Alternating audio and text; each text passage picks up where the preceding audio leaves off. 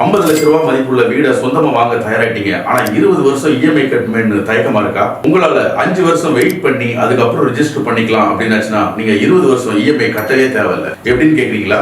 வாங்க நம்ம வீடியோல பார்க்கலாம். உங்களோட வீட்டு மதிப்பு 50 லட்சம். எப்படியும் நீங்க ஒரு 10 லட்ச ரூபாய் டவுன் பேமெண்டா கட்டணும். அதுக்கு ஸ்டாம்ப் டியூட்டி மட்டும் பாத்தீங்கன்னா 7.5%, அதாவது 3.5 லட்சம். ரெஜிஸ்ட்ரேஷன் சார்ஜ் 1%, அதாவது 1/2 லட்சம். இன்சூரன்ஸ் கண்டிப்பா மொத்த வேல்யூக்கு 5% நீங்க போட்டே ஆகணும். அதுக்கு 2.5 லட்சம். மொத்தம் 10 லட்ச ரூபாய் டவுன் பேமெண்ட் மற்றும் ஸ்டாம்ப் டியூட்டி, ரெஜிஸ்ட்ரேஷன், இன்சூரன்ஸ் இதெல்லாம் சேர்த்து 6.5 லட்சம். மொத்தம் 16.5 லட்சம். 14% லாபம் தரக்கூடிய மியூச்சுவல் ஃபண்ட்ல லம்சம் இன்வெஸ்ட்மெண்டா பண்றோம். 5 வருஷத்துல அதோட லாபம் 15.26 லட்சம். எல்லாம் சேர்த்து கிட்டத்தட்ட 31.76 லட்சமா இருக்கும். மொத்தம் உள்ள 50 லட்சத்துல 10 லட்சம் டவுன் பேமெண்ட் போக மீதி 40 லட்சத்துக்கு 9% வட்டி, 20% டெனர் போட்டீங்க அப்படின்னாச்சுன்னா உங்களுக்கு 36,000 ரூபாய் இஎம்ஐ கட்ட வேண்டியிருக்கும். இப்போ நாம கட்ட வேண்டிய 36,000 ரூபாய் இஎம்ஐ 14% லாபம் தரக்கூடிய எஸ்ஐபில நம்ம இன்வெஸ்ட் பண்ணோம் அப்படின்னாச்சுன்னா 5 வருஷத்துல நமக்கு கிடைக்க போற லாபம் மட்டும் 9.79 லட்சம். நாம கட்ட போறது 21,60,000 ரூபாய்.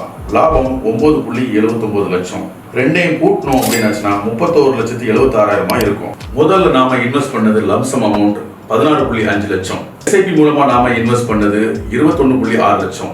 மொத்த இன்வெஸ்ட்மெண்ட் 38 லட்சம். ஆனா நம்ம கையில இருக்க போறதோ 63,15,000 ரூபாய். ஒரு வருஷத்துக்கு 5% இன்ஃபிளேஷன் ரேட் போட்டா கூட வீட்டோட விலை 60 லட்சம் தான் இருக்கும்.